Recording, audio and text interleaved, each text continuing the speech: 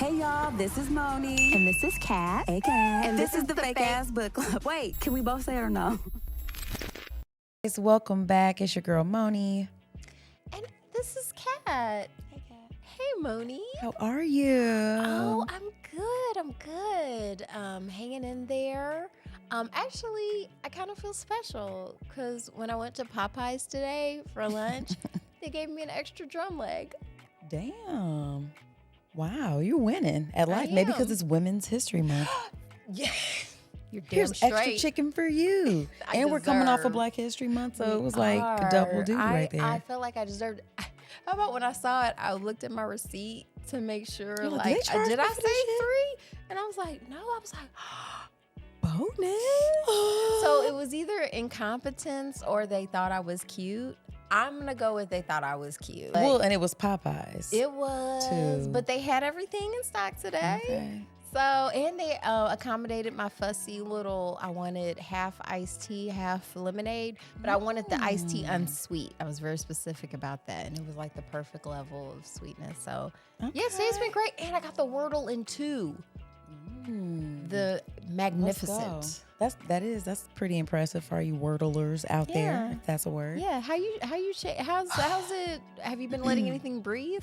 Man, yes, I have. Don't start that because I won't be able to stop.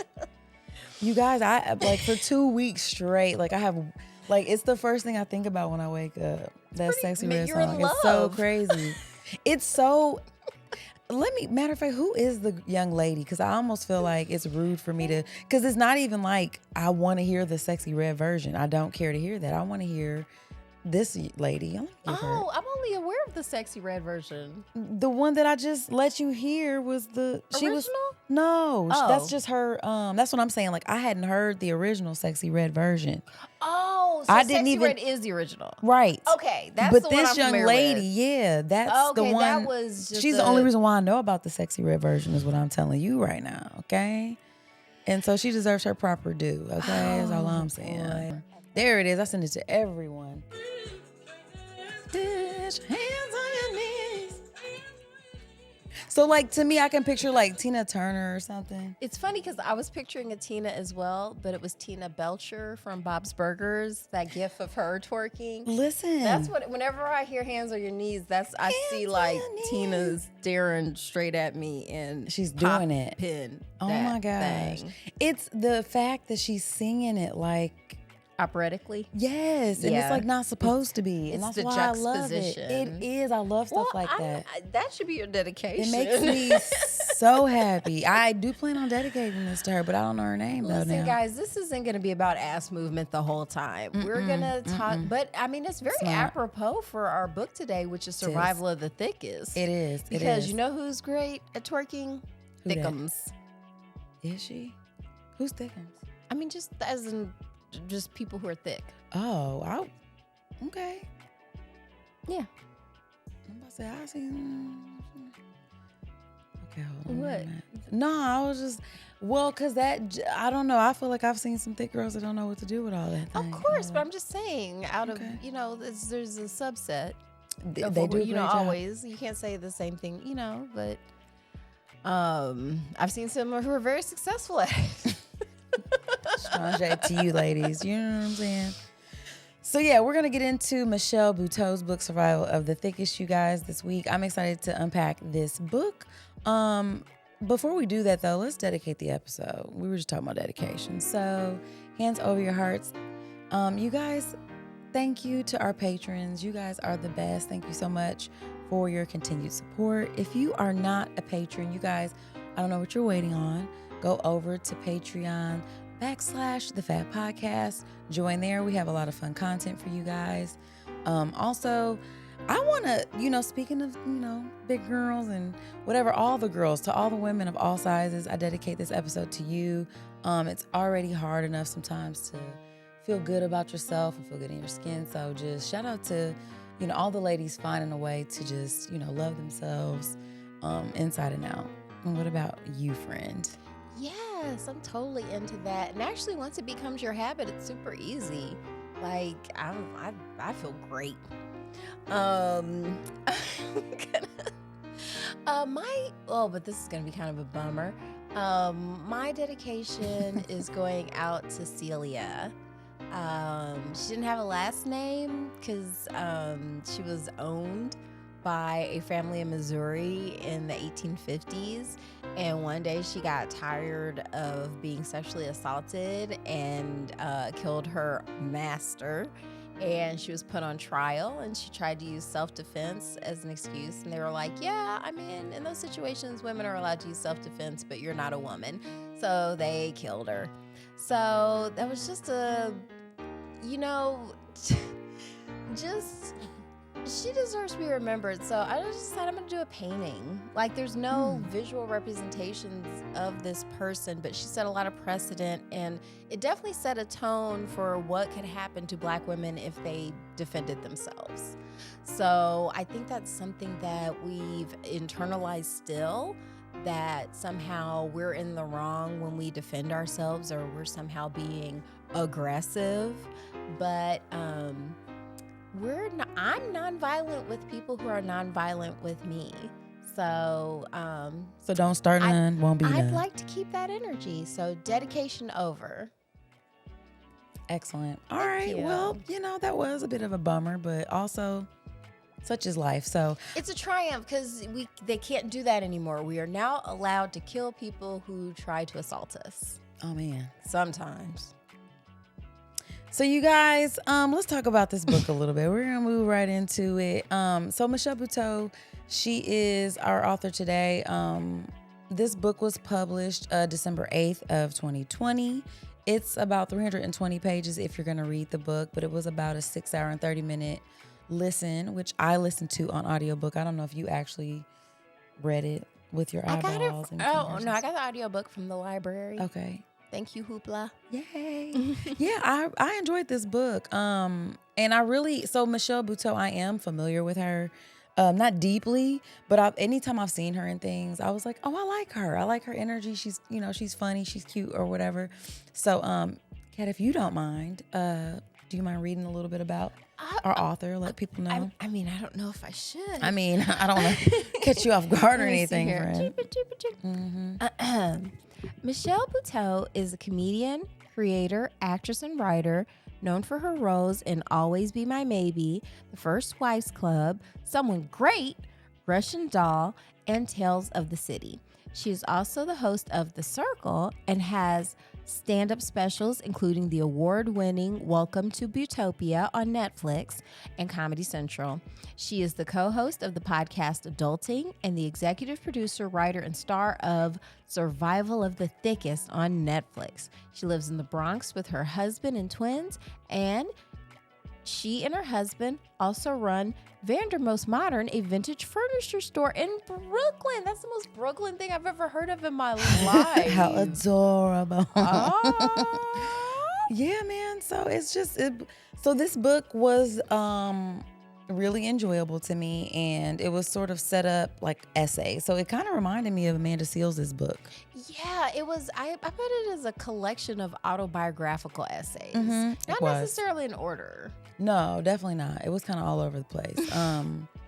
But I liked it though. I thought it was really great. Laugh out loud. Yeah, like it was was in fun. my car, like literally, and like laughing through tears too sometimes because she's a very compelling storyteller, being a stand-up.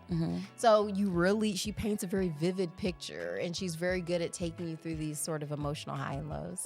Excellent. So were there any favorite stories? Like, I know that the book was sort of broken down into little sections of her life. Her, being from Jersey, I feel like that was a big theme in the beginning, and just kind of like setting the groundwork of her Haitian dad, Jamaican mom, and just, her family life. I thought that was really cool. Then it kind of went into like her college days and all that stuff. Oh, I'm gonna answer. Yeah. So my favorite story was her like falling in love with her husband. I think that story was one of my faves, and ooh, and you don't even be liking love stories. I don't, but it was just. I mean, well, for one, it's not your regular rom-com. Like it was just a sloppy hookup that turned into love. And that's what's more beautiful than that. And just the fact that it was so unforced. They were just so naturally. I like that. I like the fact that it wasn't just a cliche love story. It was just like some real people stuff. Yeah, man. And kind of. What about you? What was your favorite? Definitely. Her more personal stories were my favorite. Like I think the beginning part of the book, I liked it, but I feel like the storytelling was better, or I just like the stories more when she was talking about her personal life and, so those were some of my favorite ones. Okay.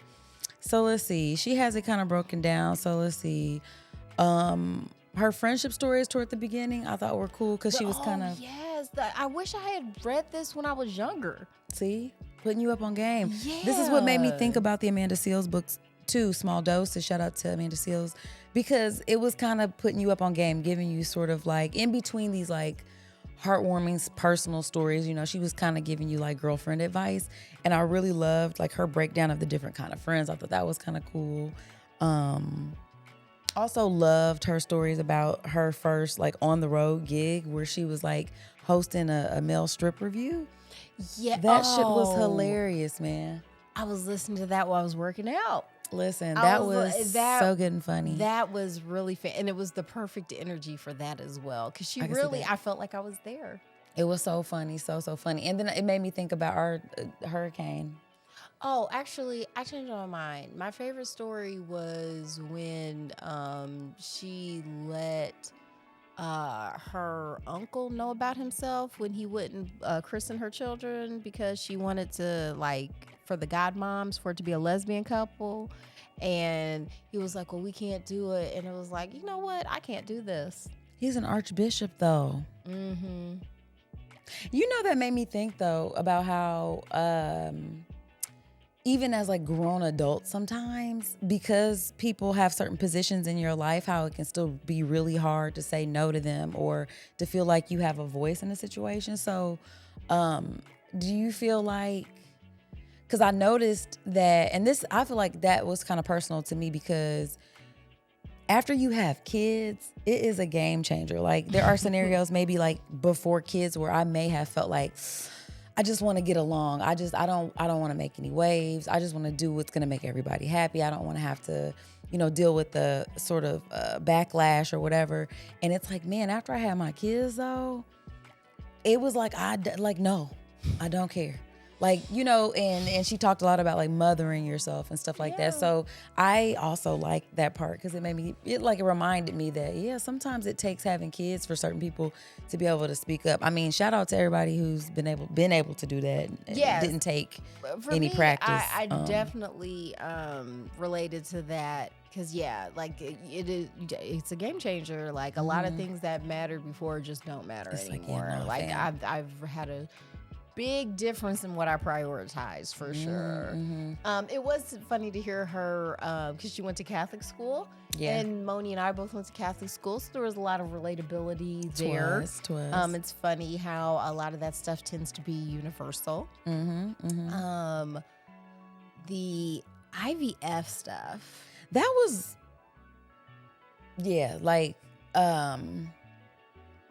you were saying, like, anytime we talk about fertility stuff, like, I definitely feel like I can forget that people struggle so hard to have, kids.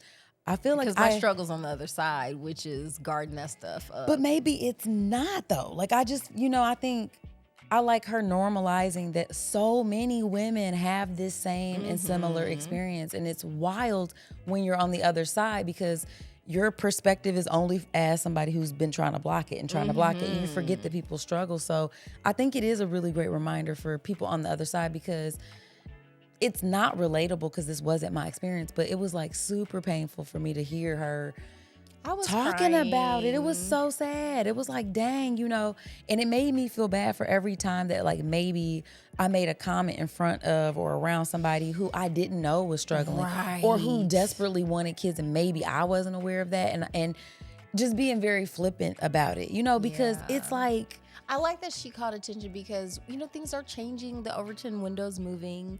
And I think when we were growing up, it was perfectly normal to ask women like when they were having kids. Oh yeah, all the time. And now it's, there's now some awareness around the fact that, hey, that's an incredibly rude and intrusive question that we don't need to be asking each other. Like, that's none of your business, and there's other things to talk about. Yeah, it's not a conversation starter because it is deeply personal. And it's like you never know what somebody may or may not be going through. So, I am glad that shifted, but it made me think about now how Alabama just passed a law with IVF. Yeah, because they're people.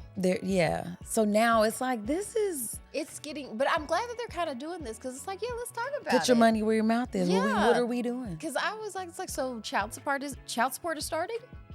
I mean, it's a person before they even got here. Are you paying for these kids? I can claim this on my taxes. It's tax season.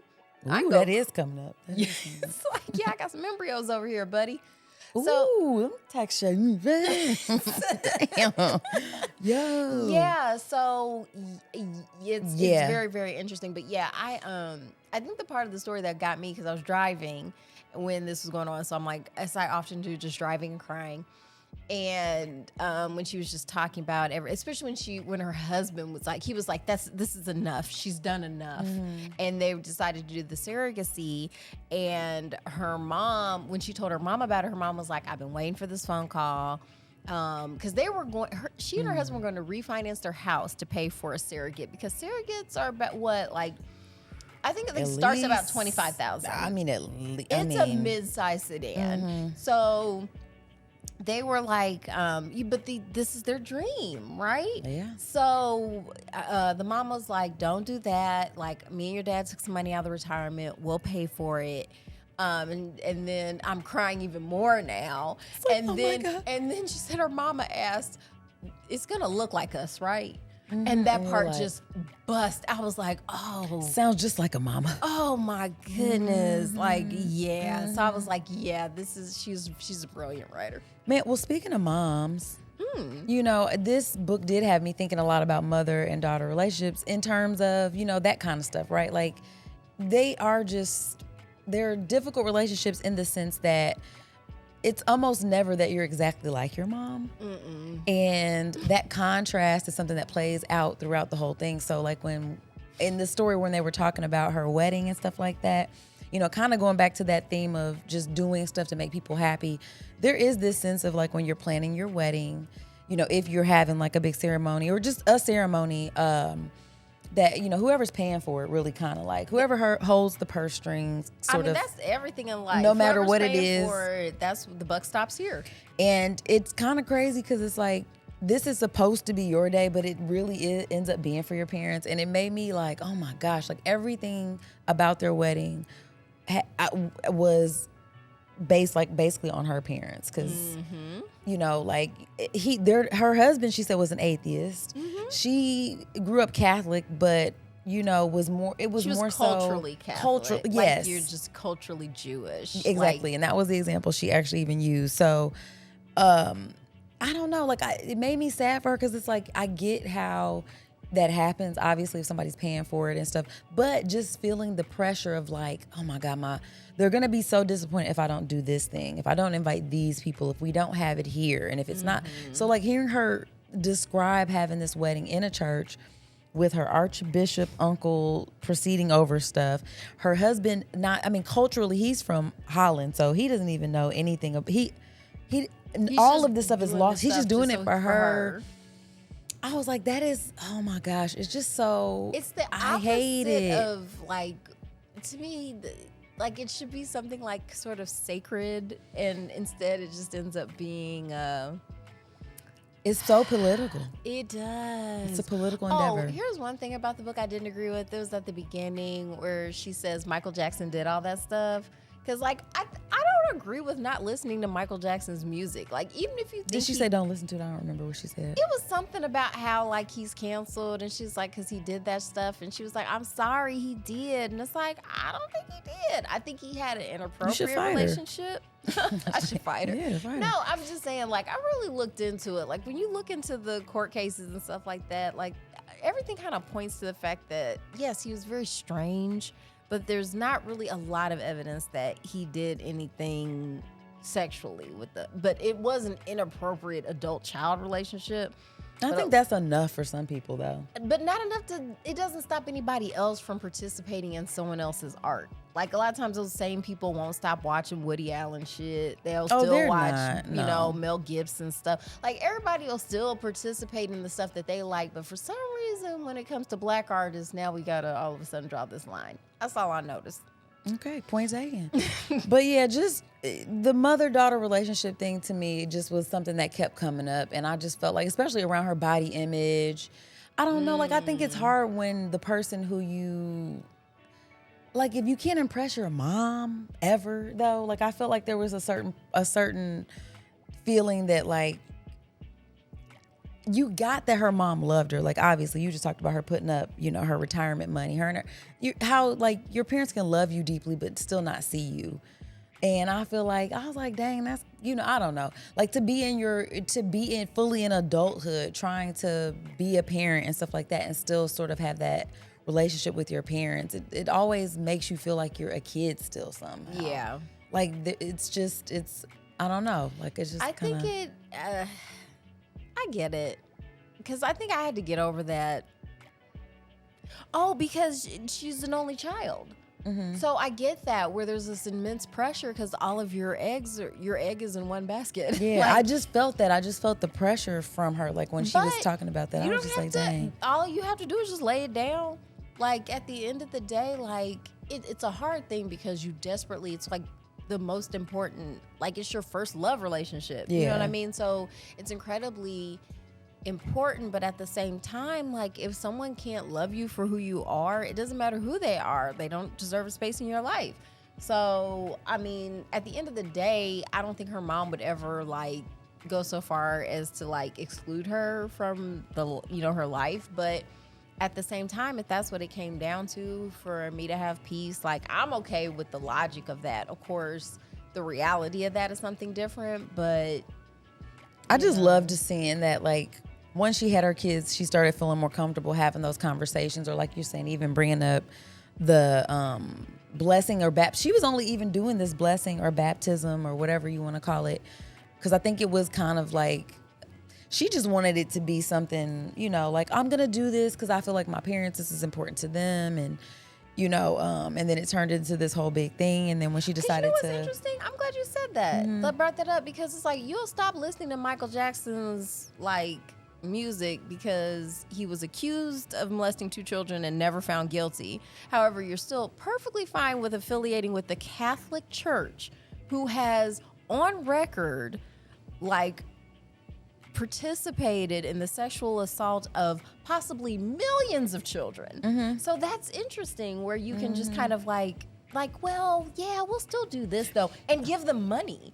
Like, Michael Jackson's dead. Life already canceled him. So it's like, but this is, the Catholic Church is still actively moving around pedophiles right while we're doing this podcast. So shuffling the deck. Them up. So, and actively lobbying to keep the statute of limitations, because a lot of places want to remove that so that they can go after more priests. So yeah, like, that would be crazy. To me, it's very interesting. I'm criticizing our author a little bit, even though I totally enjoy the book and I adore her. It's not just her who does this. Anybody who writes, that's what I was gonna say. Anybody who writes a book, we're all full of contradictions, and so she even kind of spoke to that a little bit in the book too. So yeah, that is a good point. Thank you. We all do that. We all do that. I'm pretty sure that if we all had it all laid out and you said this thing, like, you could probably roll our podcast back right now. Yeah. Pull, kind of boop, stuff. roll it. You know what I mean? So, I mean, we all do that. And, you know, and when it comes to, like, I think too, religious stuff, you're indoctrinated from such a young age that, like, yeah, that is something that you're probably going to make excuses for. Because she was kind of like, I don't know how to feel about it. I didn't really see her or hear her in the book being like, like, I think maybe it's still something that's like, I don't know what to do. There's some, because she would even say child molestation. The word is rape. They were raping these kids. Still are. Rape. So I think sexual assault. But no, I think it's important to name it. Like, it really is important it's because it's a bad word that we don't like to hear, because it's a bad thing. It should make you feel bad. And when you think about it happening to children, and it's an organization that's decided to protect the perpetrators instead of the victims, it's like, I don't know, like cute. how moral. I don't know if this is. Like, they literally live in a gold castle in the Vatican. Like, I don't know anything that's more the antithesis of Jesus Christ's message than like, this is let's not... live in a golden castle and, you know, abuse children. It's like, that's mostly what they're doing at this point. I hate it here. And they don't believe in female leadership, and it's Women's History Month. So it's like the biggest bros before hoes club in the world. Well, we can come to that when we get there. I ain't about to even go there. But yeah, we're not here to pile on the Catholic Church. That's okay. You had to get it off your chest, friend. I did. So, I did. As long like as you that feel better. She had so many great throwaway lines that had me cackling. She That was let me good. know that we watch a lot of the same reality TV. Oh, we're in the same genre, like, because she definitely was like, all my references are old. I'm like, I understand them all. So Yeah. I think if you're a younger reader, be Down prepared to for buying that. tank tops at Forever 21. listen. Like, it was It's deeply relatable content. Is that still a thing? Like, Forever 21 still, the girls still probably shop there, don't they? Or no? Is that dead and gone? Oh, No, okay. that was the thing. It was Okay, like, that holds up. yeah, holds Okay, up. holds up. Holds up great. Let me think.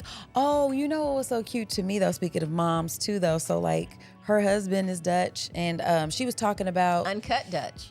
Oh God, and That's what she said. I That know. wasn't me. I'm still saying oh gosh, dude. She was talking about how like the first time that she got to meet her husband. Can't say her husband's name. Heis. Say it again. Heis. Okay.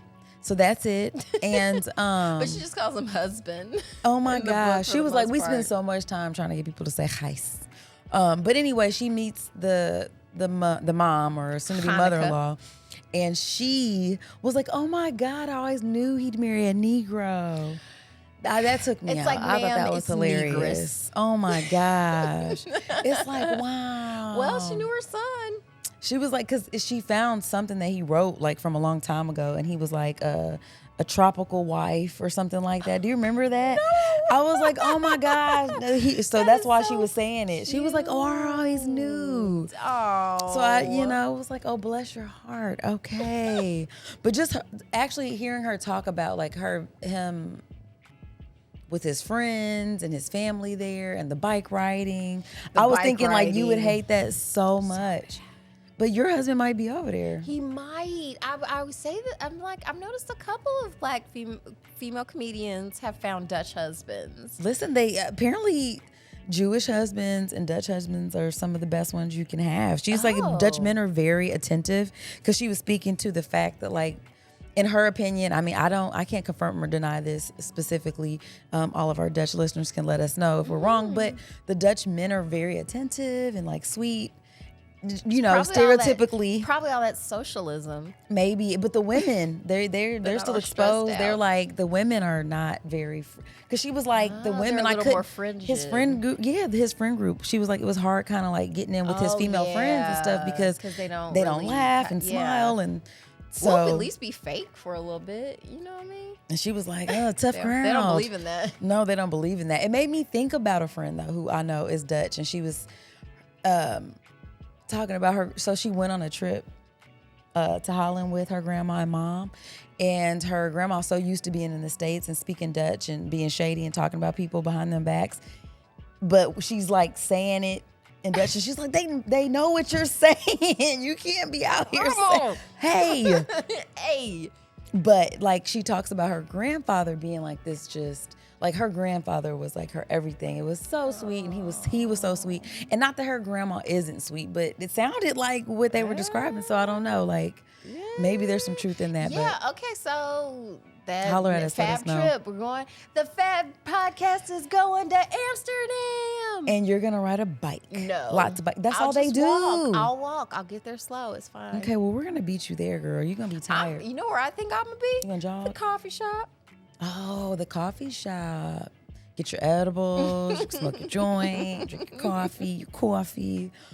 But yeah, I enjoyed hearing the stories about them being over there. I thought that was Yeah. really, really cute. She seemed like, I was in awe of how Optimistic she is. She's a freak. You know what? I was She's like, a love wow, bug. she is. I was She's like, a my love bug. God. I remember thinking, I'm like, we're very similar because I think she and I are probably both like surfing this like wave of serotonin all the time. It's crazy. I'm like, because a lot of times I dial it down because I can tell it's obnoxious. Mm-hmm. But like a lot of times I am just internally like Homer Simpson, like, woohoo! Like that is how I feel about stuff. Like I'm very, very excited. Like, Yeah, it is hard to, it's like I can't understand this. But it's nice though, because it is like having somebody around, like even if you don't have it specifically, it's nice to be around it sometimes. Because it's like I need, like it's nice to have. The only thing I feel like I'm missing and I feel like I should have and I feel like I'd be totally connected with her would be the big boobs. I thought about that a lot too for you, friend. I'm like, my God, I because her had to boobs write it came down. up That a was lot. in my brown titty empowerment. Yeah. I'm for it. Yeah. And She was it so was, cute. she had to have a breast reduction. Yeah, that happens to lots of people. We know some people. I do. I'm jealous. I'm openly jealous. And it's See? fine. You can feel your feelings and just let it go.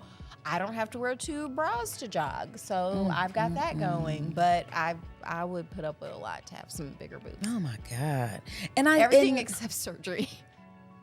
See, because you could have it now. I could. It's like, how bad do you want it, friend? Not that bad. It looks like it hurts. It does. Her titties came up a lot in this book. But I'd big part of her imagine. life. Yeah, I was gonna say, like, I do think it's a defining feature. Like, if you were describing her. Well, and she said they showed up when she was like 12, 11 or 12. Let's talk about that for a second. Yeah. And how much she was shamed for her body by her mom and by the school. I remember that too. I used to get written up for detentions for my skirts being too short. It's like, I have long legs. I have long It's the same skirt as everybody legs. else. Yeah. It's They need to make tall girl skirts then. or maybe just like their legs. They're not sinful. They're just my legs. Yeah, but you're showing like, more of them than everybody. Baby, I didn't mean to turn you on. That part. And because that's what she was saying too. That's what I noticed about having boobs that made me uncomfortable. Like after having kids, I was like, man, I'm not trying. And I feel like you think I'm trying when I'm not. You know what I'm saying? So then it was like, oh, I got to cover these up. They're making me uncomfortable because of the reaction that people have towards you. Same thing like with the legs maybe. You know what I mean? It's like, this is on you right now. Yeah, these are just my parts. If you have a problem with the parts, take them up with the manufacturer. It makes me think of a Meg Thee Stallion song. And she's like, always got my ass out, always let my titty show. When I'm in the gym, I'm thinking about bitches that I'm shitting on. Oh, yes. Yeah. Yeah, I don't know. So being a young girl though, like that's one thing. I do think that when you get the parts early, being sexualized like that and being treated differently and being shamed for that, does something to you. I think so. And that's sad. I don't like that. I hate that for every young girl. Matter of fact, rededication, kind of like especially to the young ones, man. Because I mean, again, like it's so hard to find that space of love for your body sometimes when all the messages you're getting is like, yep, no, that ain't it.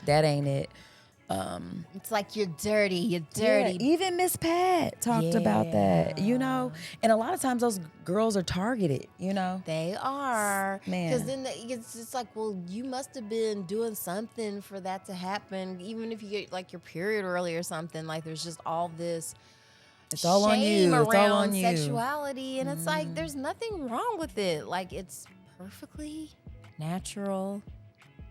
It's fine. It's fine. It's fine. Yeah. So lots of heartfelt moments, lots of laughs.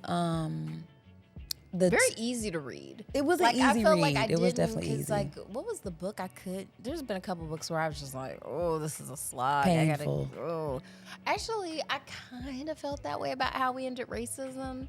Like I wasn't like discussed it. Because whenever I had to turn this book off, I was like, oh man, I got to turn this off. But like when the other one, I was like, oh good, I can take a break. It's like, it's okay to take a break. Yeah, whereas I didn't want to, I liked being in her first person perspective. I liked being in Michelle Buteau's world.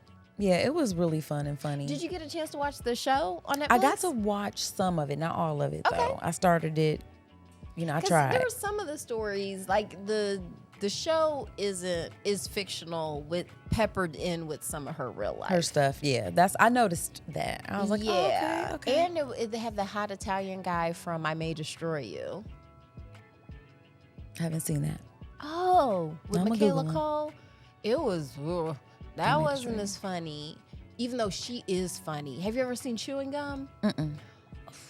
God. Oh, I started watching this, but I Yeah. didn't finish it though. Oh, okay. If you kept watching it, there was a hot Italian drug dealer. Dang it. Hold up. There Is he he there? Oh, Yeah. Okay. So he ends up kind of being like her long distance love interest on Survival of the Thickest. Okay, cool. Yeah. Oh my goodness. But no, if you ever watched Chewing She's Gum, beautiful. that used to be on Netflix. I don't know where it is now, but it was her little comedy series.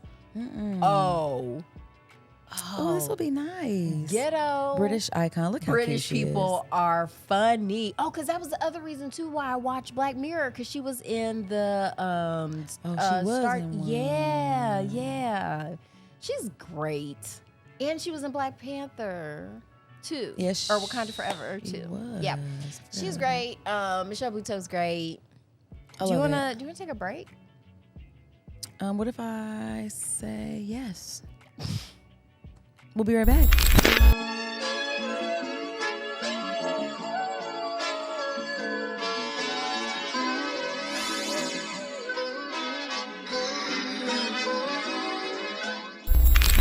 All right, guys. Well, welcome back from the break. What a lovely break, friends. It was. But you know what I don't need a break from? Michelle Buteau.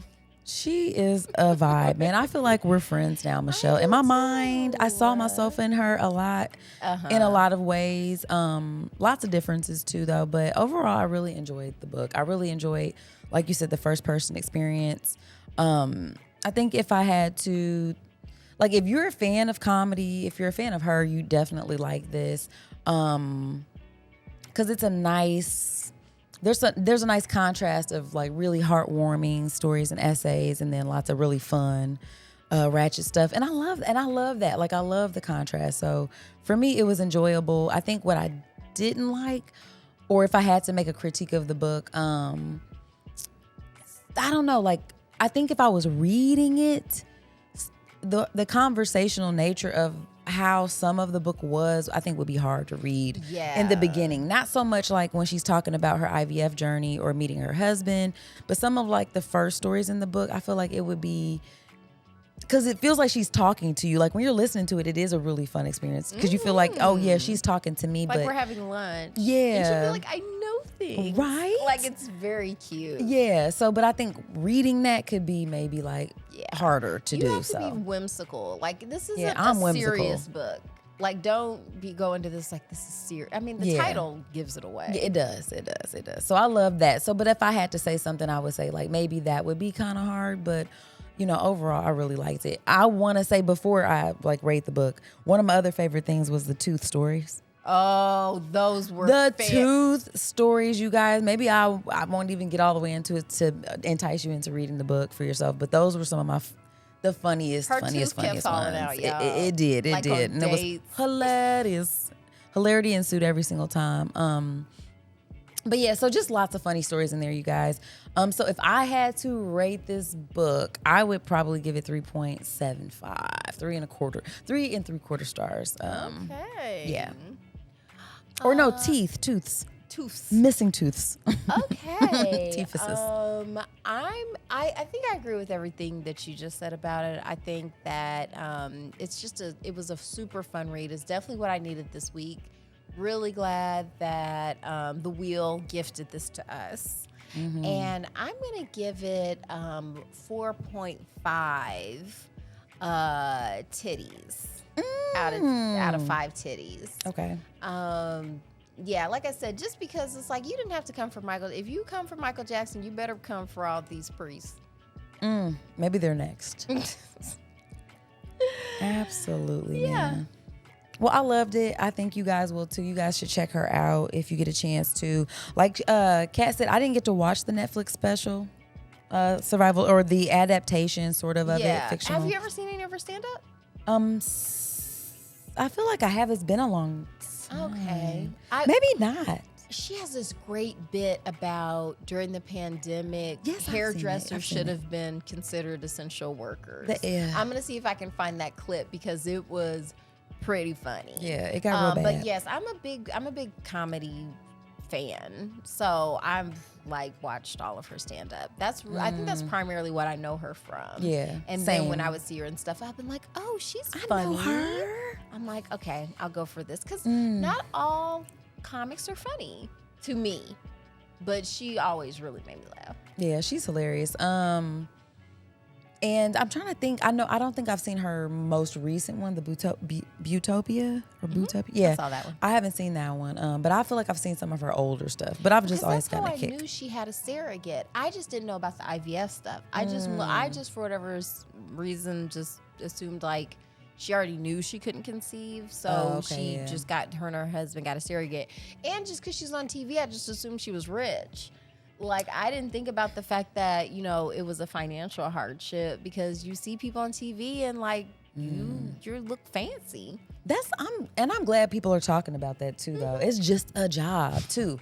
And until you're at a certain level, because she was even talking about, was it Eric Andre, and like the difference between like how they were traveling and what making it looks like and stuff like that. So yeah, though it is nice to get that behind the scenes sort of information about, you know, the game. She put us up on game on a lot of stuff. So shout out to you, Michelle. I mean, I'm more of a fan now, I think, having learned your story and stuff like that. And yeah, so good times. I think it's time to spin the wheel then. Oh, is that? Spin it. Okay, so just in time for Women's History Month, we're going to read Breakfast at Tiffany's by Truman Capote, who's not a woman, but just in time. Explain that to me. How is this just in time? I'm being Is ironic. that sarcasm? Okay. Okay. This is something. Okay. Because it's the opposite. But no, the main character's a woman. So I've been I'm on a Truman Capote kick right now because I've been watching the Feud series and it's been helping me gather my life. Okay. And it's just got me super interested into revisiting his work. It's actually my Uncle Lee put Truman Capote on my radar back in the day and suggested like stuff by him. Oh, because like his breakthrough novel, or not novel, but work, In Cold Blood, is what was thought to have launched the true crime genre. So yeah. I think you'll like it. I think I will too. I'm excited. It should be fun. I most of the books you recommend, I've said this, I typically like them. So this is gonna be a fun dive into. You know, I'm not super familiar, but I'm into it. Yeah. Let's get into it. Maybe I'll get into the Swans thing next. I really recommend. I cannot recommend it highly enough. Like really? If you like Pose, like these. I do like Pose. You know I do. It's I think what I like most about it is the theme of looking back on history, not through the lens we've been trained to, which is just concentrating on what we consider like sort of in the important people in history, which tend to be men and straight men and white men. Like it's actually like there were a lot of people that, you know, we should know about and learn about. And they're, you know, since as Black women, we're very familiar with the idea of sort of being erased, pushed to the side. Like I wanted to bring up Celia because that's something, I think that's a very important story that just sort of gets brushed aside. Like the fact that we're not supposed to tell these stories. So for Truman Capote, he was a gay man, you know, in New York, but he was openly gay, but then he could only be so open. You know what I mean? Like there's still these rules around it. And he wrote about that. And I think it's really interesting. Okay, well, we're going to get into it, guys. So hopefully you meet us back here next week. As always, we want to invite you guys to join our Patreon because we have lots of bonus content for you guys. Also, if you like this show, it really does help us out for you to share the show with other people, shout us out, interact with us online. You know, we love hearing from you guys. So definitely do that. And also just be involved in the stuff that you love, man. Be around the people you love. Life is short. Extract all the goodness you can out of it. Yeah. What about And you? your body belongs to you, so put your hands on your knees. That's right. Let that coochie breathe. Gotta do it. All right, y'all. We out of here. Peace. Before we go, we must give thanks to Urban Nerd for providing our music, and legal services were handled by Trezanae M. Atkins. If you like what you heard, please feel free to join us every Wednesday for another fake-ass book club. Cheers. Thank you guys for listening. You can check us out at thefabpodcast.com. Please subscribe, rate, and review our podcast wherever you're listening right now. We want to hear from you. Come put it in our life. Thanks again, and until next time, peace, love, and the Fake Ass Book Club. We out.